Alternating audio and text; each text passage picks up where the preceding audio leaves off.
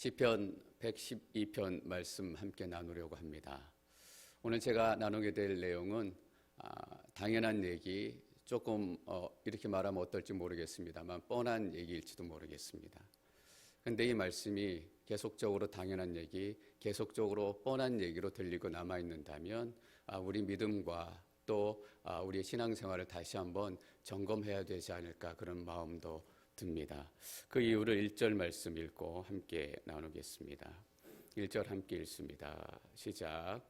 여호와를 찬양하라. 여호와를 경외하고 그 계명을 크게 기뻐하는 사람은 복이 있으니. 원문은 찬양하라라는 말로 선포하며 시작합니다. 찬양은 할랄이라는 단어입니다. 할랄이라는 단어의 뜻 중에는 시끄럽다라는 의미가 들어가 있습니다. 그냥 시끄러운 것이 아니라 유별나게 시끄럽다라는 의미가 들어있어요. 몸도 움직이고 마음도 움직이고 유별나게 시끄럽게 소리를 낸다라는 의미예요. 찬양하라 여호와를, 그리고 이어지는 원문은 복 있는 사람은, 이렇게 이어져요. 여러분, 여호와를 찬양하라, 복 있는 사람은 어떤 의미일까요? 복 있는 사람은 여호와를 찬양하는 사람입니다. 성경은 계속해서 우리에게 복의 기준을 바꾸기를 요구합니다. 우리가 우리의 생각으로, 우리의 교육을 따라서, 우리의 배움과 세상에 통해서 생각하고 배웠던 복이 아니라 여호와를 찬양하는 것이 우리 인생의 가장 큰 복이 됩니다. 여러분, 사실 아무나 여호와를 찬양할 수 없습니다. 교회 다닌다고 해서 다 여호와를 찬양하는 거 아닙니다. 하나님을 깊이 만나고 또 구원의 은혜를 깊이 경험하고 또 하나님의 살아계심을 구체적으로 경험한 사람이 아니면 하나님을 찬양하기 어렵습니다. 주일 예배 드릴 때 다 입을 열어서 찬양하는 것 같아요. 그런데 그 마음은 다 달라요. 그 생각은 다 달라요. 그 머릿속에 어떤 생각들로 찬양하는지 끄집어내서 저희가 다 볼 수 있다면 가사 자막이 다 가려질 거예요. 정말 하나님을 찬양하는 것, 이것이 복된 인생입니다. 그리고 이렇게 이어지는 거예요. 복 있는 사람은 여호와를 경외하고, 복 있는 사람은 또 어떤 사람인가? 여호와를 경외하는 사람이에요. 여러분, 여호와를 경외한다라는 말은 사실 간단한 얘기입니다. 여호와를 두려워하고 여호와를 사랑한다라는 이야기입니다. 그래서 내 삶에 하나님께서 가장 중심이 되시고 내 삶의 기준이 되신다라는 거예요. 여호와를 경외하는 사람이 복 있는 사람입니다. 여호와를 경외하는 사람은 어떤 사람인가? 그 계명을 크게 기뻐하는 사람입니다. 여러분, 하나님의 계명 기뻐하세요? 하나님의 말씀 기뻐하세요?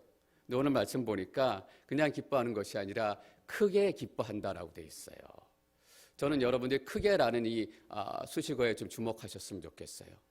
우리가 하나님의 말씀을 좋아하기도 해요. 때로는 하나님의 말씀을 즐겁게 여기기도 해요. 근데 크게 즐거워하지 않아요. 여러분, 어떤 사람이 하나님의 말씀 크게 즐거워하는지 아세요? 하나님의 말씀으로 살아보지 않은 사람들은 크게 즐겁지 않아요. 그냥 약간 즐겁고 약간 괜찮은 것 같고 그래요. 그래서 왔다 갔다 하는 거예요. 근데 하나님의 말씀으로 살아본 사람은 하나님의 말씀 때문에 즐겁고 크게 즐거워요. 시편 1편도 이렇게 시작해요. 복 있는 사람은 죄인의 길을 쫓지 않고 1편 2절에 보면 여호와의 율법을 주야로 묵상하는 사람이다 라고 얘기해요. 그전에는 주야로 묵상한다라는 말이 끊임없이 읊조린다라는 거잖아요. 주야로 묵상하는 게 계속해서 하나님의 말씀을 읊조리고 외우고 생각하는 사람인가 보다라고 그렇게 제가 생각했어요. 근데 그게 아니더라고요. 주야로 하나님의 말씀을 묵상하는 사람은 주야로 하나님의 말씀대로 사는 사람이에요. 우리가 착각할 때가 너무나 많아요. 그냥 주야로 하나님의 말씀을 묵상한다는 것, 그냥 말씀을 묵상하고 말씀을 읽고 이것이 아니라 하나님의 말씀대로 사는 사람이에요. 시편 19편에 보면 이런 얘기가 나옵니다. 하나님의 말씀이 금보다 귀하고 은보다 귀하고 떨어지는 꿀송이보다 더 답니다. 여러분, 그냥 성경을 읽어서만 하나님의 말씀이 꿀송이보다 더 달다고 느껴질까요? 예, 하나님의 말씀이 좋아가지고 밤을 새워 읽게 될 때가 있어요. 근데 꿀송이보다 더 달다 이렇게 얘기하는 정도면 하나님 말씀대로 살아본 거예요. 살아보니까 꿀송이보다 더 좋은지 아는 거예요. 여러분, 하나님의 말씀대로 살아보면 어때요? 야, 하나님의 말씀대로 살았더니 하나님께서 이런 능력과 이런 영광을 경험하게 하세요. 야, 이런 큰 기쁨이 있구나. 근데 또 어떤 때는 반대일 때 있어요. 하나님의 말씀대로 살아보려고 하는데 안 되는 거예요. 죽어라 하고 죽어라고 안 되는 거예요. 또 넘어지고 다시는 이러지 말아야지. 자리에서 또 넘어지고. 그때 어때요? 자신이 정말 밉잖아요. 이 못난 인간, 차라리 나가 죽어라. 근데 하나님께서 여전히 날 살아가신 걸 깨닫게 되면 내가 하나님의 말씀대로 살려고 하다 보니까 그 하나님의 사랑으로 인하여 이 율법이 크게 기뻐지는 거예요, 여러분. 그래서 이 고백은 뭐냐 하면 그 계명을 크게 기뻐하는 사람, 그냥 계명을 즐겁게 읽는 사람 정도가 아니라 그 삶에 하나님의 말씀을 살아내려고 치열하게 말씀 가지고 싸운 사람이에요. 그렇지 않으면 절대 큰 기쁨 없어요. 저희가 이번 주일 17명의 아우리치 팀하고 이제 저 포함해서 과테말라로 아우리치 출발합니다. 근데 아우리치 떠날 때쯤 또 아우리치 준비할 때쯤 되면 항상 두 그룹으로 나눠요. 아우리치를 다녀오신 분들하고 아우리치에 대해서 생각이 없고 안 다녀오신 분들이 계세요. 안 다녀오신 분들은 계속 이런 얘기해요. 뭐하러 그렇게 멀리까지 가서 고생해. 선교 헌금 내고 기도하면 됐지. 거기 갈 비행기표 선교사님한테 돈으로 보내드리면 훨씬 더 도움이 되겠다. 그렇게 얘기해요. 근데 아우리치를 다니시는 분들은 매년 가세요. 힘들고 돈도 써야 되고 고생도 스럽고 때론 위험하기도 하지만 아우리치 가면 하나님께서 어떤 마음이신가, 하나님께서 이 땅을 어떻게 사랑하시는지 하나님의 마음을 알게 돼요. 섬기는 가운데 큰 기쁨을 경험하기 때문에 매년 아우리치를 가게 되는 것 같더라고요. 여러분, 우리가 하나님의 말씀 너무 만만하게 보지 않으셨으면 좋겠습니다. 그냥 한두 번 읽고 하나님의 말씀이 좋다, 하나님께서는 그렇게 원하지 않으세요. 계시록 1장 2절에 보면 사도 요한이 요한계시록 시작하면서 이렇게 기록합니다. 이 말씀을 읽고 듣고 지키는 자는 복이 있도다라고 얘기해요. 이 구약의 표현으로 얘기하면 복 있는 사람은 하나님의 말씀을 읽고 듣고 지키는 사람이에요. 읽는 사람, 지키는 사람, 듣는 사람이 다 똑같은 사람이에요. 여호와를 경외하고 그 계명을 크게 기뻐하는 사람이 복이 있습니다. 어떤 의미냐 쉽게 얘기하면 여호와를 경외하는 사람은 하나님의 말씀 가지고 치열하게 살아가는 사람입니다. 그 사람이 복이 있는 사람이에요. 2절 말씀 계속 읽겠습니다. 2절 시작. 그 자손이 그 땅에서 강해질 것이요 정직한 사람들의 세대에게 복이 있을 것이다. 1절의 말씀을 나누다가 잠깐 못 나누고 2절로 넘어갔는데 이 하나님의 말씀을 살아내는 사람들, 이 하나님의 말씀 때문에 큰 기쁨을 가진 사람들은 성경의 어느 구절이 소중하지 않은 구절이 없어요. 그래서 늘 똑같은 얘기인 것 같지만 똑같은 얘기가 늘 감동이 되고 늘 도전이 되고, 그래서 여러분 오늘 똑같은 얘기 또 평범한 얘기일지 몰라요. 그러나 이것이 여러분 삶 가운데 도전이 되기를 축원합니다. 살아보면 매일 다른 말씀이에요. 살아보면 매일 다른 능력이에요. 2절에 이렇게 계속됐습니다. 그 자손이 그 땅에서 강해질 것이요. 그 자손에서 그가 누구예요? 여호와를 경외하는 사람, 말씀을 가지고 치열하게 살아내는 사람. 그 자손은 땅에서 강해진대요. 이스라엘 백성들이 땅을 축복으로 선물 받았습니다. 약속의 땅을 선물로 받았는데 그 땅에서 쫓겨난 적이 있었어요. 쫓겨나서 바벨론 포로로 끌려가 70년 동안 포로 생활을 했어요. 여러분 왜 쫓겨난지 아세요? 하나님의 목표가 아니라 땅이 목표가 됐기 때문이에요. 땅을 좀 더 차지하려고 왕도 권력가도 귀족가들도 사람들에게 돈 빌려주고 고리대금으로 돈 못 갚으면 땅을 빼앗아 오고 땅을 자기 것으로 만들고, 그래서 힘없는 사람들이 다 소장농으로 전락한 거예요. 그래서 힘 있는 사람들의 목표가 땅이 된 거예요. 내가 어떻게 조금 더 땅을 가져볼 수 있을까? 그런 마음 욕심이 생기니까 야, 이 땅의 신을 내가 한번 섬겨보자. 이 땅의 가나안 신을 한번 섬겨보자. 그리고 우상 숭배를 시작한 거예요. 그러니까 그들에게 남은 것은 무엇입니까? 땅에서 쫓겨나가지고 바벨론의 포로가 된 거예요. 근데 그 자손은 여호와를 경외하는 사람, 말씀이 삶의 목표가 된 사람은 그 땅에서 강해질 것이요. 여호와를 경외하는 사람에게는 다시 땅의 회복의 축복이 일어나요. 여러분, 땅이 목적이 되면 땅을 뺏기지만 하나님이 목적이 되면 땅이 우리 가운데 생겨요. 그 자손이 땅에서 강해질 것이요. 지금 표현으로 얘기하면 이런 표현 좀 될 거예요. 당신의 가문이 믿음의 명문가가 될 것입니다. 당신의 자손이 믿음으로 자라서 말씀으로 자라서 이 땅 가운데서 말씀의 능력을 선포하고 세상이 약해져 가고 세상이 어두워져 가지만 거기에 따라 약해지는 것이 아니라 믿음으로 더 강한 빛을 내는 믿음의 자손, 믿음의 명문가가 될 것입니다. 저도 예전에 이 기도 많이 했던 것 같아요. 근데 언제쯤부턴가 이 기도가 멈추었어요. 왜냐하면 제 딸의 폼새를 보니까 믿음의 명문가가 쉽지 않은 것 같아요. 여러분, 믿음의 명문가를 이루는 방법은 부모가 믿음으로 사는 거예요. 제 그 진리를 다시 한번 깨닫게 됐어요. 내가 믿음으로 살고 내가 기도하는 부모로 살고 내가 말씀으로 치열하게 살아내는 부모가 되면 그 모습이 자녀들에게 전해져서 그 자손이 땅에서 강해진대요. 믿음의 명문가가 된대요. 우리가 믿음의 명문가 얘기를 할 때 꼭 드는 예화가 있습니다. 조나단 에드워드 가문이에요. 18세기 미국의 가장 뛰어난 지성으로 불렸고 18세기 미국의 대각성 운동을 주도했던 분이에요. 어느 학자가 조나단 에드워드 가문을 5대까지 조사해봤다는 거 아니에요. 5대까지 조사해보니까 5대 후손이 한 900명 정도 되는데 900명 정도 되는 후손 가운데 한 100명 정도가 목사님이 됐고 대통령이 한 번 나왔고 검사 판사가 한 100명이 됐고 또 여러 가지 교수도 한 4, 50명 나왔고 다른 가문하고는 확연히 다른 구분이 드러나던 거예요. 정치인이 되고 이런 것도 물론 좋아요. 근데 제가 목사니까 목사가 100명이 나왔다라는 말이 제 마음에 탁 왔더라고요. 그 목사님들이 어떤 목사인지 모르겠어요. 근데 왜 그 100명의 목사가 되기로 마음을 결정했을까? 그 이유와 동기에 제 마음이 갔어요. 나도 목사로 살고 싶다. 나도 하나님을 섬기는 사람으로 살고 싶다. 나도 하나님의 사역을 감당하고 싶다. 하나님의 나라를 위해 내 인생을 드리고 싶다.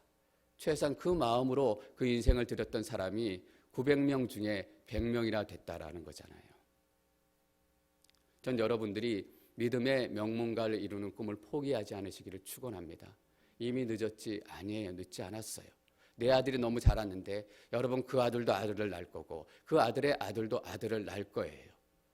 우리 다음에 5대손 이후에 몇 명의 목사가 나올지 모르겠어요.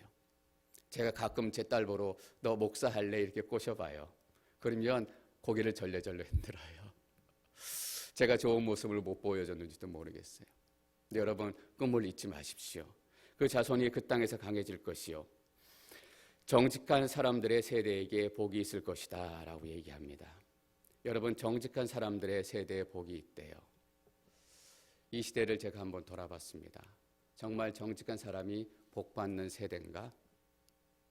그렇지 않다라는 결론을 내릴 수밖에 없습니다. 이전에는 아메리칸 드림 이런 단어도 좀 썼던 것 같아요. 왜냐하면 아무것도 없는데 미국 와가지고 열심히 일하면 성공하고 무엇인가 이룰 수 있었기 때문에 그 기대와 소망이 있었기 때문에 아메리칸 드림이라는 말을 썼어요.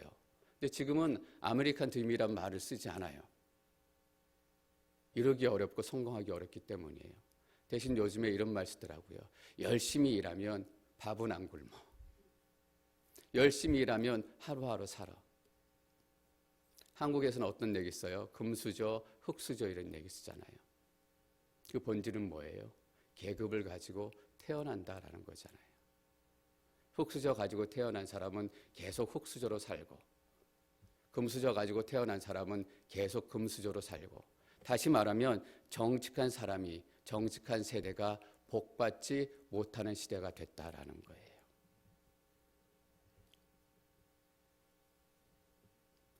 몇 달 전에 미국에서 교육 스캔들이 한 번 있었더라고요.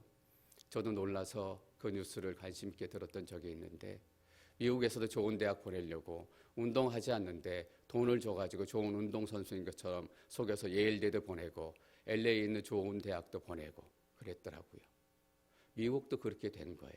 어떻게 하든지 피라미드의 꼭대기만 올라가자. 그러면 이 금수저 절대 빼앗기지 않는다. 그래서 많은 분들이 그 뉴스 보고 어떻게 생각했을지 모르겠어요. 어떻게 하다 이렇게 됐나. 그렇게 혀를 차는 분들도 계셨겠지만 또 많은 사람들은 나도 돈이 있으면 저렇게 하고 싶다. LA 가면 몇천 불 주면 미술 그림 잘 그려서 상 받았다라는 가짜 상장 주는 학원들도 많대요. 나도 돈이 있으면 그렇게 해서라도 우리 아들을 피라미드의 꼭대기에 올려서. 네, 여러분 이 시편 기자가 바라는 나라는 어떤 나라예요? 정직한 사람들의 세대에 복이 있을 것이다. 정직한 사람들이 복받는 세대예요. 쉽게 말하면 이거예요. 콩 심은 데 콩 나고 팥 심은 데 팥 나고 뿌린 대로 거두고. 여러분, 뿌린 대로 거두는 게 어려운 시대가 됐어요. 콩 심었는데 어느 누가 와서 다 뺏어가는 시대가 됐어요. 그렇다면 우리가 크리스찬으로서 어떻게 살아야 되는가? 우리가 그 시스템, 교육 시스템을 다 바꿀 수는 없어요. 그러나 우리가 믿음의 사람으로서 우리에게 버리지 않는 꿈이 있다라는 것은 최소한 잊지 말아야 해요. 하나님께서 원하는 세상, 하나님께서 원하는 세대는 어떤 세대인가? 정직한 세대가 복받는 세대이다. 세상이 불가능하다, 세상의 그런 시대는 지나갔다라고 절망하고 포기해도 우리의 믿음의 사람들은 끝까지 정직한 세대가 복을 받을 것입니다. 이 시대가 올 것입니다라는 하나님의 꿈을 포기하지 않아야 된다라는 거예요. 왜냐하면 우리가 그 꿈을 가지고 있는 유일한 사람들이기 때문이에요. 교회가 그 꿈을 가지고 있는 유일한 믿음의 모임이기 때문이에요. 여러분, 그래서 갈수록 교회가 더 중요해지고 있는 거 아세요? 갈수록 여러분들이 더 중요해지고 있어요. 마지막 보루이기 때문이에요. 우리마저 이 꿈 버리면 없어요. 그렇게 살 사람들. 정직한 사람들의 세대에 복이 있을 것이다. 저는 이 꿈이 하나님의 꿈과 동시에 여러분들의 비전과 꿈 되시기를 축원합니다.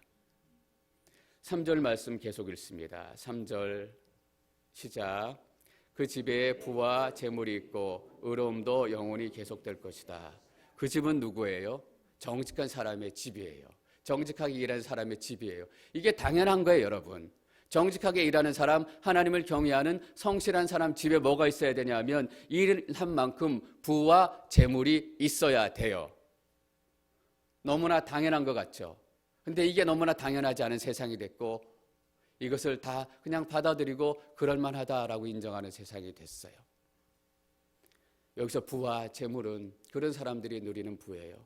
우리가 다른 사람 거 빼앗고 다른 사람 땅 빼앗아 가지고 무조건 많이 모았다. 그런 부와 재물이 아니라 정직한 사람, 내가 크리스찬으로서 이 땅 가운데 말씀으로 치열하게 살아가면서 얻은 부와 재물이에요.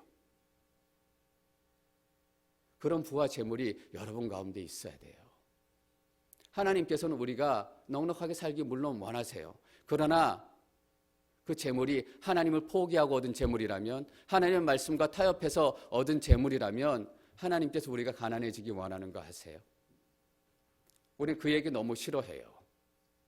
하나님의 말씀도 적당히 지키고 적당히 돈도 있고 그냥 대학 가고 굶어 죽지 않을 정도로. 근데 하나님께서 원하시는 건 뭐냐 하면 하나님 포기하지 않고 너희가 부를 가져라. 하나님의 말씀 타협하지 않고 재물을 가져라라는 거예요. 여러분 3절 말씀 다시 한번 보십시오. 그 집에 부와 재물이 있고 그리고 따로 구분했어요. 의로움도 영원히 계속될 것이다. 진짜 중요한 건 뭐예요? 의로움이에요. 하나님과의 관계, 하나님 말씀대로 사는 것, 하나님 뜻대로 치열하게 살아가려는 우리의 삶의 모습이에요. 이 의로움이 전제가 되어서 그 위에 쌓여진 재물들을 얘기하는 거예요. 4절 말씀 계속 읽겠습니다. 4절 시작. 어둠 속에서도 빛이 일어나 정직한 사람들을 비출 것이니 그는 은혜를 베풀 줄 알고 인정 많고 의롭구나. 어둠 속에서도. 이 땅은 어둡습니다. 이 땅은 칠흑같이 어두워집니다. 빛이 있는 것 같지 않아요. 정직한 사람, 의로운 사람이 도저히 일어설 것 같지 않고 도저히 살아갈 수 없을 것 같은 환경이에요. 그때 빛이 일어나. 그 어둠 속에 빛이 일어난대요. 저는 이것이 교회라고 믿습니다. 이것이 크리스찬이라고 믿습니다. 아무 빛도 없는 이 시대에 빛처럼 일어나는 존재가 있다면 반드시 이 존재는 그리스도인이어야 합니다. 이 존재는 교회여야 합니다. 그냥 상가 건물에 십자가 불 간판 대신 달아놓은 반짝반짝거리는 빨간 십자가가 아니라 이 어둡고 혼탁한 시대, 소망이란 찾아볼 수 없고 그냥 피라미드 꼭대기에 올라가는 것이 모두 꿈이 되어버린 이 시대에 빛이 일어나. 우리는 하나님의 꿈을 절대로 잊어서는 안 되는 사람들입니다. 정직한 사람들을 비출 것이다. 정직한 사람들의 옆에 교회가 있어요. 크리스찬이 있어요. 그리고 서로 빛이 되어줍니다. 그는 하나님을 경외하고 정직한 사람은 은혜를 베풀 줄 알고, 저는 여러분 모두가 은혜 베풀 줄 아는 분들이 되셨으면 좋겠습니다. 우리가 받는 건 너무 좋아해요. 받는 건 너무 익숙해요. 그래서 한 번 안 주면 금방 원수가 되고 금방 틀어져요. 은혜를 베풀 줄도 알고 인정 많고 의롭구나. 저는 제 이 생명의 삶에 인정 많고의 동그라미를 쳤어요. 왜냐하면 제가 좀 인정 많은 사람이 됐으면 좋겠다. 앵커리지 온누리 교회가 인정 많은 교회가 됐으면 좋겠다라는 마음이 들었기 때문이에요. 예수님은 누구와 어울리셨어요? 예수님은 죄인들과 함께 식사를 하셨어요. 인정이 많으셨기 때문이에요. 그래서 예수님은 그것 때문에 율법학자들과 바리새인들에게 비난을 받으셨어요. 인정 많은 사람. 요즘에 동성애 문제가 많이 문제가 되고 있잖아요. 우리 삶의 직접적인 문제일 수도 있고, 또 어떤 분들은 그냥 미국으로 들려지는 아직까지 내 문제 아닐 수도 있고 있어요. 그래서 제가 종종 어떻게 동성애 문제를 이렇게 대응해야 될까, 어떻게 성경적으로 풀어야 될까 책도 보고 강의도 듣고 나름씩 틈틈이 조금씩 준비해요. 분명한 것은 동성애가 죄 중에 하나예요. 근데 다른 죄악은 좀 다르다는 이유가 분명히 있어요. 왜냐하면 동성애자들은 동성애가 죄가 아니다라고 얘기하기 때문이에요. 도둑놈은 도둑질이 죄가라는 것을 인정해요. 근데 동성애자들은, 동성애를 옹호하는 사람들은 동성애가 죄가 아니다라고 얘기해요. 그렇기 때문에 조금 특별히 다뤄야 되는 부분이 있어요. 그래서 여러 가지 이유도 선천적이냐 후천적이냐 의학적인 문제들, 여러 가지 문제들 공부하고 또 강의도 듣는데 여러 가지 이슈들이 많지만 그 가운데 제게 한 가지 딱 기억 남는 거 있어요. 어떻게 동성애자들을 대해야 될까? 동성애자들이 가장 중요한 것을 제가 알게 된 거예요. 공동체예요. 동성애자들의 가장 필요한 것이 뭐냐면 환대예요. 동성애자들의 마지막 코스가 뭐냐면 동성애자 공동체로 들어가는 거예요. 왜냐하면 다른 곳에서는 자기를 환대해주고 자기를 받아주고 자기와 함께해주는 사람이 없기 때문에 자기와 비슷한 사람, 자기와 똑같은 사람, 그나마 자기를 받아주는 사람에게 갈 수밖에 없어요. 초이스가 없기 때문에. 그런데 동성애자 공동체로 들어가면 끝이더라고요. 못 나와요. 나오기 어려워요. 그래서 교회가 그들을 환대해줘야 되겠다. 그 공동체에 빼앗기지 않아야 돼요. 빼앗기고 글로 가버리면 끝이에요. 더 이상 복음을 들을 기회도 없고 더 이상 예수 그리스도의 사랑을 나눌 기회도 없고, 분명히 그들의 죄는 밉지만 우리 교회 안에서, 공동체 안에서 그들을 품고 받아주려야 되는 거예요. 왜냐하면 그래야 그들에게 마지막 기회까지, 마지막 가능성까지 열리게 되는 거예요. 이게 생각이 났어요. 인정이 많아야 한다. 인정이 많아야 돼요, 여러분. 인정이 많다라는 것이 그냥 막연히 그런 거 아니에요. 그냥 돈을 좀 더 주고 밥 좀 더 주고 아니에요. 더 깊은 영적인 의미를 가지고 있어요. 교회의 본질과 더 가까이 맞닿아 있어요. 다른 모든 곳에서 환대받지 못한 사람, 교회에서는 환대받을 수 있어야 된다라는 거예요. 죄인들과 함께 식사할 수 있는 것. 인정 많고 의롭구나. 여러분 보십시오. 3절에도 부와 재물이 있고 그 뒤에 결론으로 의로움 얘기를 해요. 그리고 은혜를 베풀 줄 알고 인정이 많고 뒤에 결론으로 뭐라고 얘기하냐면 의롭다라고 얘기해요. 5절 말씀도 마찬가지입니다. 5절 말씀 계속 읽겠습니다. 시작. 선한 사람은 아낌없이 베풀고 기꺼이 빌려주니 그런 사람은 분별력 있게 일을 처리할 것이다. 베풀어도 꼭 잔소리 한마디 하고 베푸는 사람이 있어요.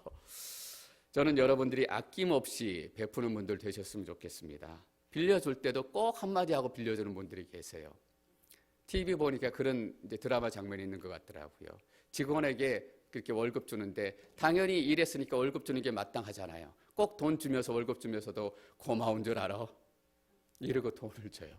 기꺼이 주는 게 아니라 아낌없이 베풀고 기꺼이 빌려주니, 쉽게 말하면 갑질하지 말라라는 거예요. 하나님께서 갑질을 얼마나 싫어하시는가, 인종차별을 얼마나 싫어하시는가, 직업차별을 얼마나 싫어하시는가, 하나님께서 가장 혐오하시는 것 중에 하나예요. 그런 사람은 분별력 있게 일을 처리한다. 그런 사람은 하나님을 경외하는 사람, 정직한 사람은 분별력 있게. 이 분별력 있다라는 말은 하나님의 공의와 하나님의 정의를 가지고 이 세상의 기준, 이 세상의 판단, 이 세상의 스탠다드가 아니라 하나님의 공의예요. 힘 있는 사람이 정의가 돼요. 돈 많은 사람이 정의가 돼요. 그런데 그 정의가 아니라 하나님의 공의와 하나님의 정의가 기준이 되어야 된다는 거예요. 여러분 보십시오. 3절의 결론도 의로움이에요. 4절의 결론도 의로움이에요. 5절의 결론도 하나님의 공의예요. 무엇을 얘기해요? 모든 것의 베이스는 하나님을 경외하는 것이다. 말씀으로 살아내는 것이다. 라는 의미입니다. 돈 모으는 것도 마찬가지예요. 남 돕는 것도 마찬가지. 6절 말씀 계속 읽겠습니다. 6절 시작.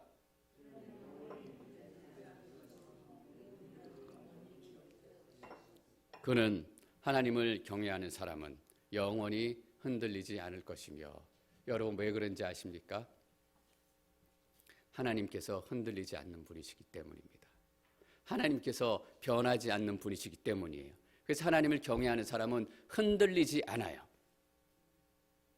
여러분, 이거 하나님은 시간이 지나도 우리를 더 많이 사랑할 수 없는 분이세요.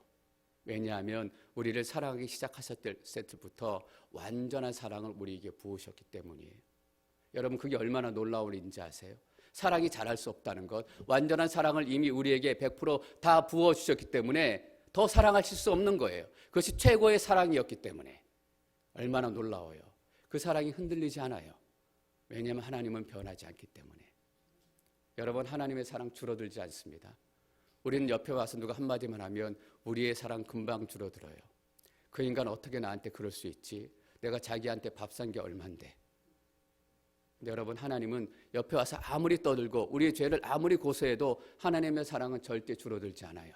왜냐하면 하나님은 원래 우리가 그런 인간인 걸 다 알고 시작하셨기 때문이에요. 우리가 얼마나 악한 인간인 줄 알고 100% 최고의 사랑을 부어주셨어요. 저는 여러분 이 영적인 놀라움과 비밀을 여러분이 더 깊이 깨달을 수 있었으면 좋겠습니다. 하나님의 사랑은 줄어들지도 않고 하나님의 사랑은 늘어나지도 않고 하나님은 흔들리지 않는 분이에요. 그렇기 때문에 여호와를 경외하는 사람은 영원히 흔들리지 않아요. 의인들은 영원히 기억될 것이다. 어디에 기억될까요? 영원한 생명의 책에 여러분들이 기억되고 기록될 줄 믿습니다. 하나님의 생명의 마음에 여러분들의 이름이 영원히 기억될 줄 믿습니다. 하나님이 우리의 죄는 기억하지 않으실 거예요. 하나님이 우리의 허물은 기억하지 않으실 거예요. 그때 너 나한테 이렇게 한다고 그래놓고 목사 된다고 그래놓고 선교사 된다고 그래놓고 안 했지. 어떤 분들 그것 때문에 평생을 괴롭고 두려워하는 분들이 계시더라고요. 내가 목사로 헌신했는데 목사로 헌신 못해서 하나님 노여하시는 게 아닐까. 하나님께서는 그거 다 잊어버리실 거예요. 그리고 여러분을 향한 그 뜨거운 사랑만이 여러분 가운데 임하게 될 줄 믿습니다. 7절 말씀, 8절 말씀 계속 읽습니다. 7절 시작. 그가 나쁜 소식을 두려워하지 않는 것은 여호와를 의지하는 그 마음이 확고하기 때문이다. 마음에 흔들림이 없어 두려워하지 않을 것이니 끝내 그의 적들은 그가 바라던 대로 될 것이다. 악인들이나 의인들이나 크리스찬이나 이 세상 사람이나 다 똑같은 공통점이 하나 있어요. 뭐냐 하면 때때로 나쁜 소식이 들려온다라는 거예요. 원하지 않는 소식이에요. 듣고 싶지 않은 소식이에요. 피하고 싶지 않은 소식이에요. 때로는 누가 아프다는 소식일 수도 있고, 때로는 우리의 사업이 망했다는 소식일 수도 있고, 때로는 누가 시험에 떨어졌다는 소식일 수도 있고, 그거보다 더 심각한 소식일 수도 있어요. 그 소식은 우리 모두에게 다 들려지는 거예요. 근데 악인과 의인의 차이가 뭔지 아세요? 그 나쁜 소식을 두려워하지 않는 것, 나쁜 소식을 두려워하지 않는 것도 차이일지 모르겠어요. 근데 이건 결정적인 차이 아니에요. 악인들이 두려움이 더 없는 거 아세요, 여러분? 간이 배 밖에 나와가지고 무서운 게 무서운 줄 몰라요. 겁나는 게 겁나는 줄 몰라요. 자기가 하고 싶은 대로 하고, 하나님 어디겠느냐 하늘을 향해서 손가락질하고, 자기 욕심 나는 대로, 자기 먹고 싶은 대로, 자기 사고 싶은 사람대로 그렇게 두려움 없이 살아요. 두려움이 없는 것, 이것이 의인과 악인의 차이가 아니에요. 두려움, 그 의인과 악의 진짜 차이는 뭐냐면 여호와를 의지하는 마음이에요. 전 여러분 가운데 이 가장 확실한 구원의 증거가 흔들리지 않으시기를 축원합니다. 이거예요. 여호와를 의지하는 거예요. 나쁜 소식이 들려고 어려운 소식이 들려와요. 그런데 내가 겁이 사라져가지고 갈이 배 밖에 나와서 걱정하지 않는 것이 아니라 내가 하나님을 신뢰함으로 내가 죽을 것 같은 사망의 골짜기에 있을지라도 하나님께서 나를 구원하실 줄 믿으니 해를 두려워하지 않는 거예요. 하나님을 신뢰하는 것, 이것이 가장 큰 차이여야 합니다. 여호와를 의지하는 마음이 확고하기 때문이다. 이 확고하다라는 표현은 저희가 108편에서 나눈 내 마음을 정했으니라는 거예요. 어떻게 정했냐 하면 내가 여호와를 의지하겠습니다 라고 마음을 정하는 거예요. 어떤 일이 일어나도 어떤 사건이 일어나도 나는 여호와를 의지하고 여호와를 떠나지 않겠습니다.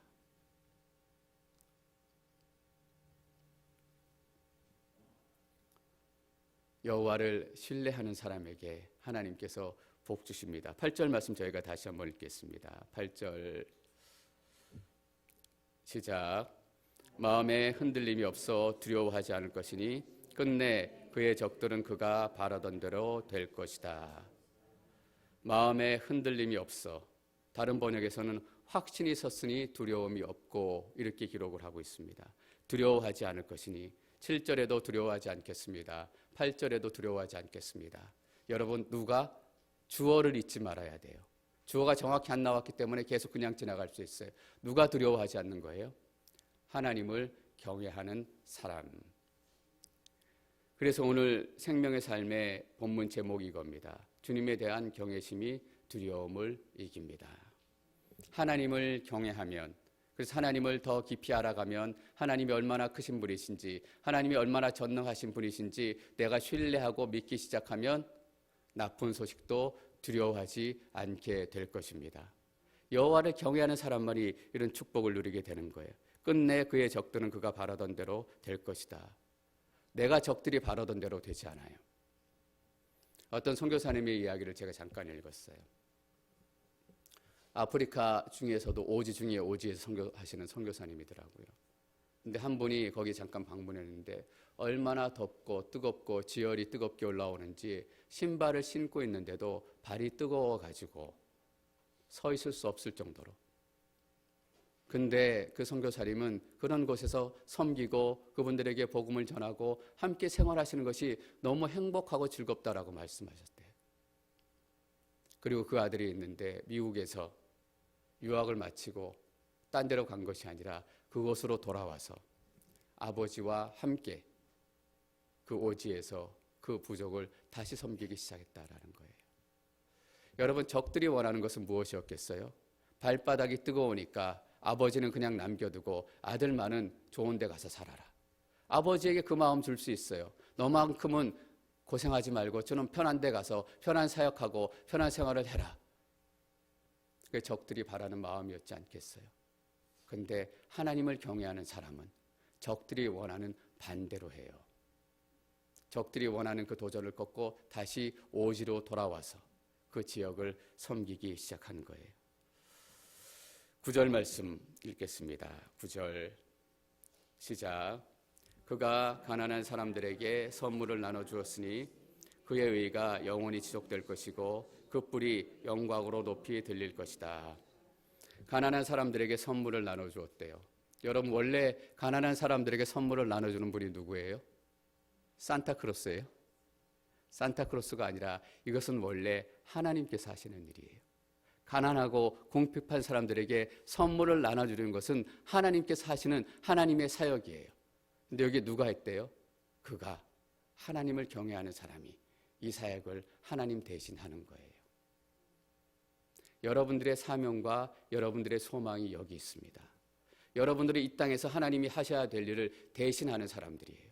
우리가 왜 과테말라 땅까지 가는가? 과테말라에서 더 들어가가지고 더 어렵고 힘든 곳까지 가야 되는가? 하나님께서 하셔야 되는 일들을 우리 17명을 통해서 행하기를 원하시는 거예요. 그들을 위해서 선물을 준비하기를 원하시는 거예요. 그들을 위해서 하나님의 사랑을 준비하기를 원하시는 거예요. 여러분, 실제로 그 아이들에게 줄 선물 많이 샀어요. 김희숙 선생님이 계속 저한테 얘기하시더라고요. 작년보다 목사님 선물을 많이 샀어요. 비용이 더 많이 들어갔어요. 계속 걱정이 돼가지고 얘기하세요. 예, 그렇게 하십시오. 그렇게 하십시오. 왜? 하나님께 더 많은 선물 주시고 싶은 거예요. 그가 가난한 사람들에게 선물로 나눠주었으니, 여러분, 선물 중에 가장 놀라운 선물이 무엇입니까? 복음입니다. 사탕도 줘야 하고, 초콜릿도 줘야 하고, 풍선도 줘야 하고, 크레용도 줘야 하지만 그거와 함께 빠져서는 안 되는 것이 복음이에요. 예수님께서 당신들을 사랑하십니다. 당신들이 지금은 먹을 것이 없고 하루하루 살아가는 것이 두려울 정도로 가난에 찌들어 있지만 하나님께서 당신들에게 선물을 보내주셨습니다. 그러니 포기하지 말고 열심히 살고 열심히 일하시고 하나님 안에서 은혜를 구하십시오. 하나님께서는 반드시 정직한 사람들의 세대에 복이 있는 그 시대를 우리 가운데 허락해 주실 거예요. 그의 의가 영원히 지속될 것이고 그 뿔이 영광으로 높이 들릴 것입니다. 여러분, 의인들 앞에 계속적으로 붙는 동일한 수식어 한번 보셨는지 모르겠습니다. 하나님을 경외하는 사람들에 계속 붙는 게 이거예요. 영원하다라는 거예요. 여러분, 하나님께서 여러분들을 영원히 살리실 거예요. 이것이 다라고 생각하지 마세요. 이 모습이 끝이라고 생각하지 마세요. 저도 작고 약한 목사이지만 때로는 악한 사람이기도 하지만 여기서 끝이 아니다라고 스스로 믿어요. 제 능력 때문이 아니라 하나님께서 영원하시고 하나님께서 영원한 곳에서 또 영원하게 세우실 것을 믿기 때문입니다. 여러분, 사실 이 땅을 살아가는데 아픔도 있고 어려움도 있고 고통도 있어요. 어떤 문제는요, 죽을 때까지 해결하지 못하고 그야 말 그대로 무덤까지 가지고 가야 되는 아픔도 있고 어려움도 있어요. 그러나 하나님께서 여러분들을 다시 살리는 그 새하늘과 새 땅에는 그 슬픔과 아픔과 눈물은 다 사라지는 거예요. 그리고 하나님께서 여러분을 영원히 세우셔서 여러분의 이름을 영원히 기억하시는 거예요. 여러분 10절 보십시오. 악인의 결론을 이렇게 처참하게 내리고 시편을 맺습니다. 10절 함께 읽습니다. 시작. 악인들이 그것을 보고 아쉬워할 것이요 이를 갈며 녹아 없어질 것이니 악인들이 바라는 것은 성취되지 않으리라. 악인들을 그것을 보고 아쉬워할 것이요, 다른 번역에 보니까 심히 아파한다라는 거예요. 악인들은 빛대신 교회와 빛된 크리스찬들을 보고 결국 아파하고, 악인들이 바라는 것은 성취되지 않으리라. 다른 번역에는 악인들의 소원은 물거품이 될 것이다 라고 번역하고 있습니다. 여러분, 기억하시기를 축원합니다. 하나님의 약속이 물거품이 되는 것이 아니라 악인들의 소원이 물거품이 될 줄 믿습니다. 그리고 반대로 하나님의 약속은 여러분 삶 가운데 반드시 이루어질 것입니다. 왜냐하면 변하지 않는 하나님이시기 때문입니다. 하나님을 경외하십시오. 그리고 경외하는 마음으로 하나님 말씀대로 살아가시기를 축원합니다. 여러분의 삶에 반드시 하나님의 축복대로 거두게 되실 줄 믿습니다.